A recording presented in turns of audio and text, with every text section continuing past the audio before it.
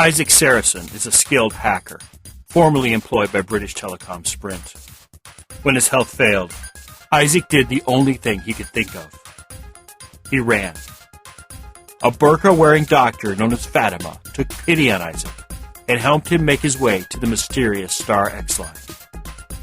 At the end of all hope, they found the Star X line and the slim promise that the enigmatic beings behind the Star X could save Isaac from the implants which destroyed his life.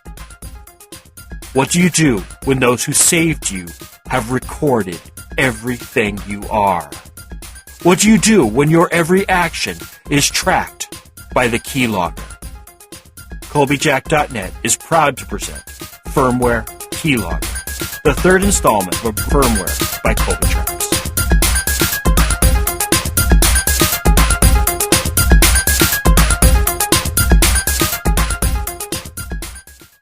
Episode 61. You're not getting it, I answered. To be honest, I knew what the problem was. I just couldn't bring myself to say what the problem was. What am I not getting? Shannon asked. If you don't tell me what the issue is, how can I solve the problem? I choked back a sob and found I couldn't speak. It wasn't that there was anything wrong. No, it was more subtle than that. My heart and my mind were fighting over who controlled my mouth. My mind wanted to say the truth as it saw it. My heart seized the machinery of vocalization and refused to budge lest I be hurt again. Okay, Shannon said.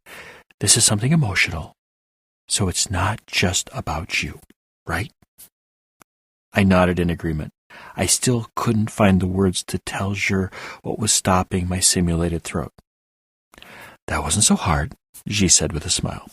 As you haven't had time to meet anyone new lately, I will have to assume that the problem is with me. I nodded my head violently in affirmation. She pursed her lips. Are you afraid the Cyberdyne you will try to kill me? I shook my head slowly in negation. I caught a sparkle in your eye. Is it about me and you and him? She asked as she pointed from yourself to my Opemapo at your side, and finally to the Cyberdyne server looming at the edge of the room like a monolith out of a forgotten movie. I nodded slowly. I turned my head away from Jur, looked down, and then locked my eyes on Jur.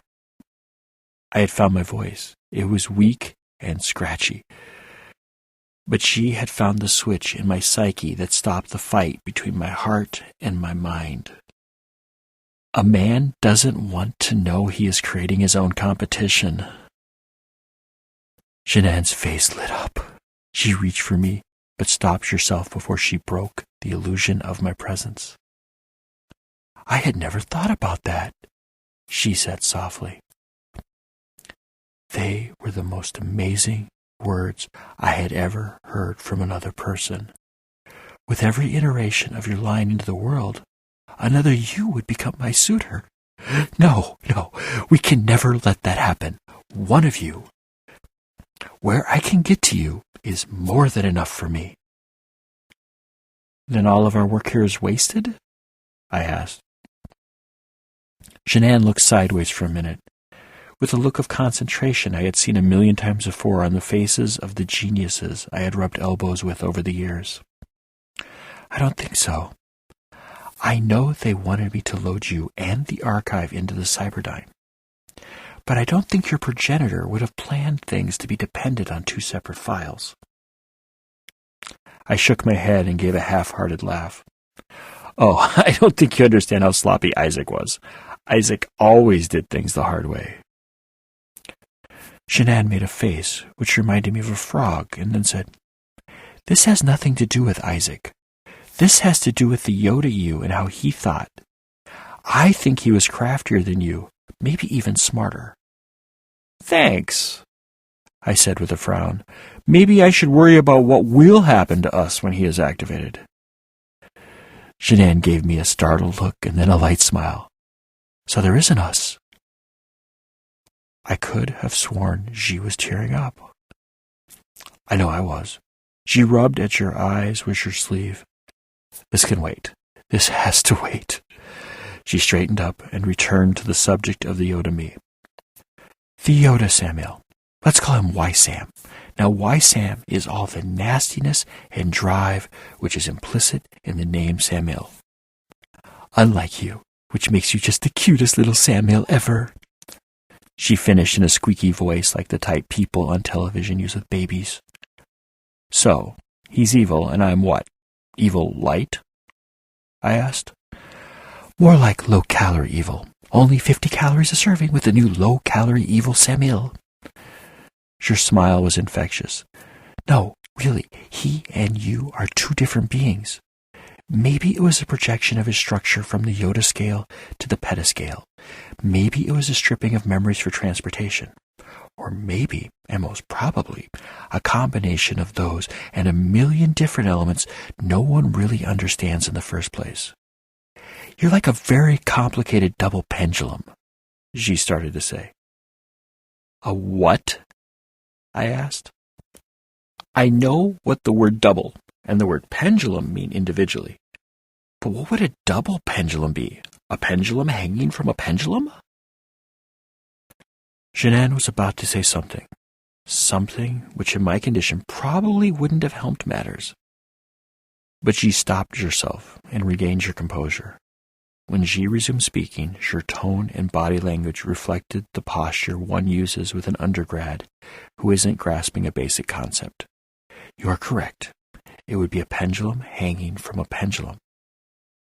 I don't want you to overact, so just let me say that this concept, the double pendulum problem, is a freshman-level concept used to illustrate the hazards inherent in selecting rounding rules for simulations and the need for precision. I listened carefully and tried hard not to become upset at my lack of a key memory. I get it. The changes in my memory structure, the lack of memories to go with the pointers and metadata have created a completely different person than Y-Sam started with. Exactly, Jeanne said with a smile. It would explain so much. So many deviations from the behavior I had expected from the way Y-Sam had communicated with me and the warnings. Warnings? I interrupted. When Y-Sam first communicated with me, I reached out to some of my better contacts to see what they knew of the situation. She turned her eyes to the ceiling as if she was expecting me to say something. When I didn't, she continued. My contact, well, she acted as if Y-Sam contacting me was just another step in a plan formed by another cell further up the organizational ladder. She warned me about how devious Y-Sam was and how I shouldn't trust anything he sent me. She also gave me the storage system for my Opemapo. Don't look at me that way. You know I can't afford that much storage. Hadn't you wondered where it came from? I hadn't, I admitted. I assumed the conspiracy theory business paid better than I had been led to expect. And that is what doesn't measure up, Jeanne responded. You don't worry about stuff like that. I mean, sure, when you first arrived in my office, you were a bloodthirsty monster who thought he was going to scare the religious freak into submission.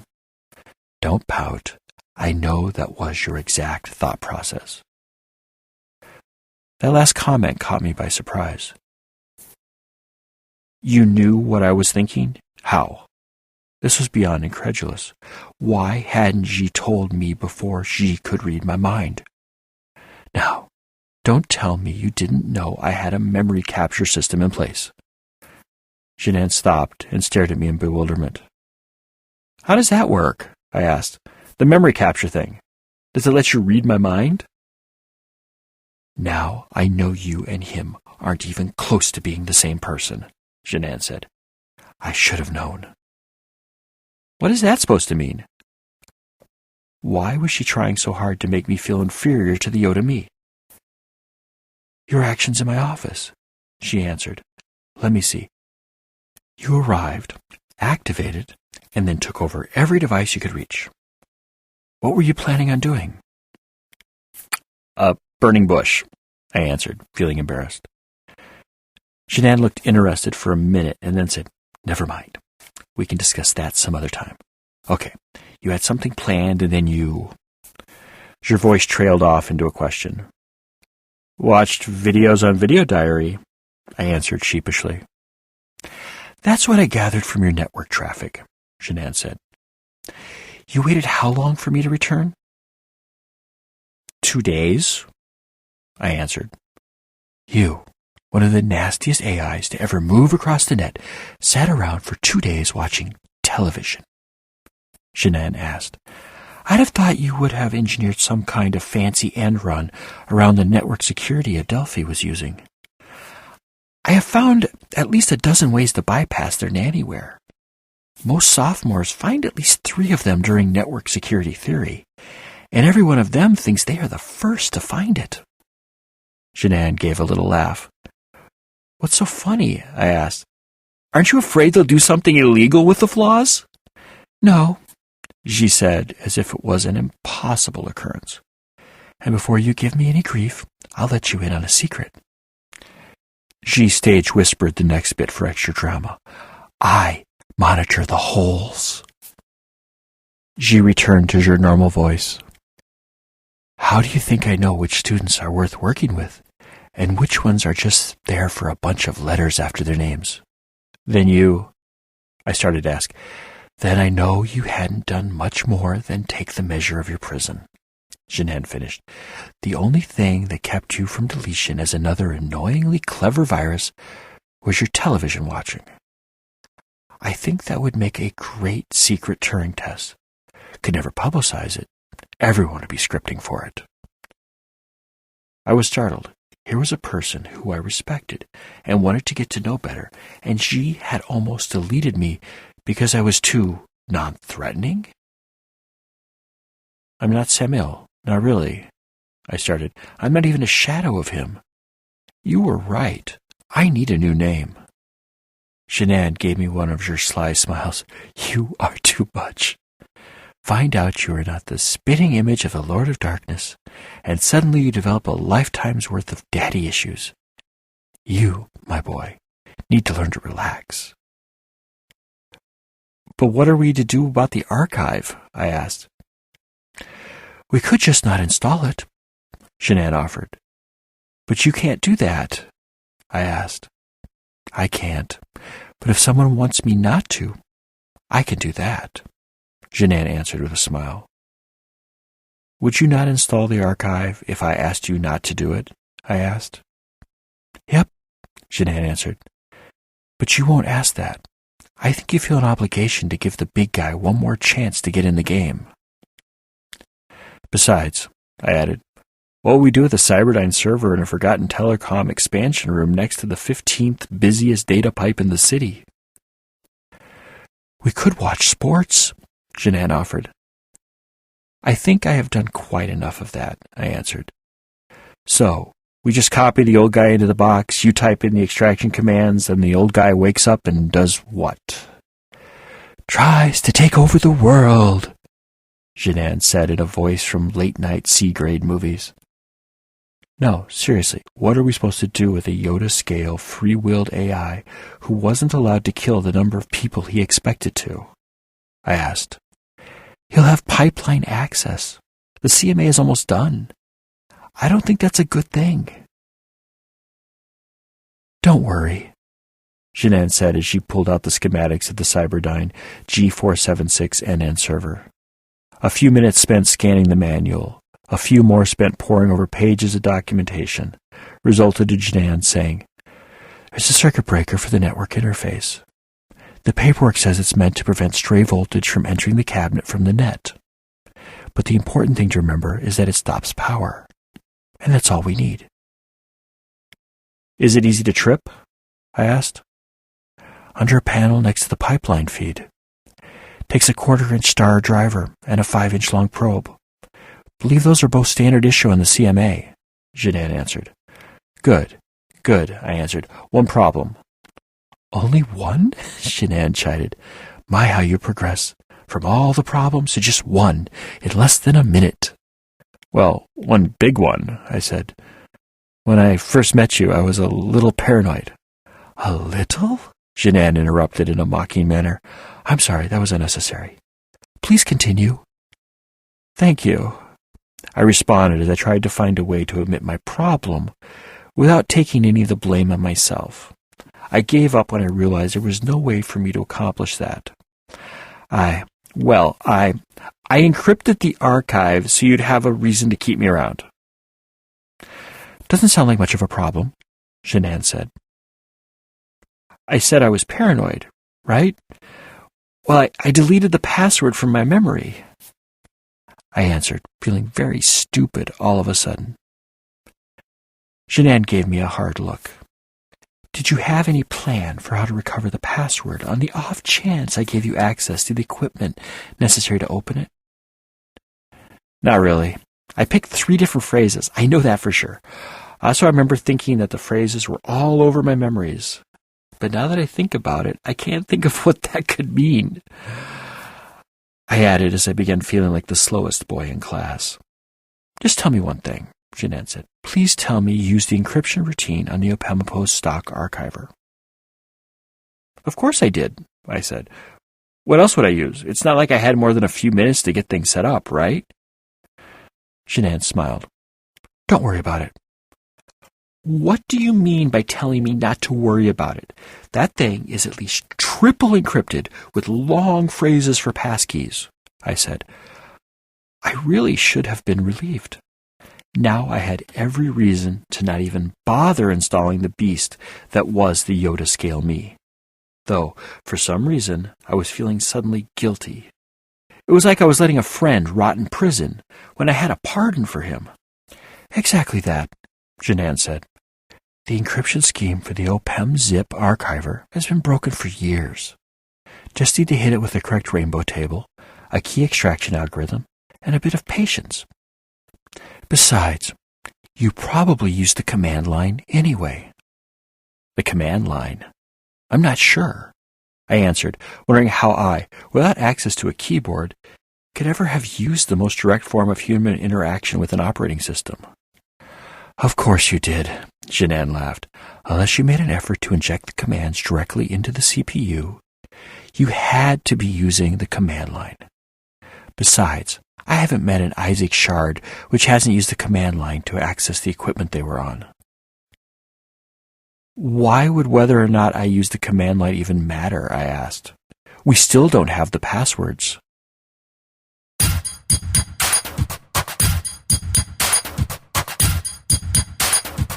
Firmware Keylogger begins where Firmware Proxy ends, which in turn followed on the heels of Firmware Hijacked. Firmware Hijacked, Proxy, and Keylogger are all available in ebook versions from our store at shop.Colbyjack.net, Amazon.com, BarnesandNoble.com, and Smashwords.com. Just search for Colbytrax. That's Colbytrax. I'm the only one. A complete audiobook version of both Firmware, Hijacked, Proxy, and soon Keylogger is available for download through our shop as well.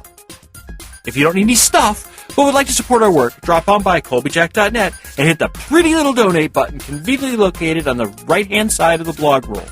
Firmware Keylogger is released under a Creative Commons, non-commercial, attribution, share-alike license.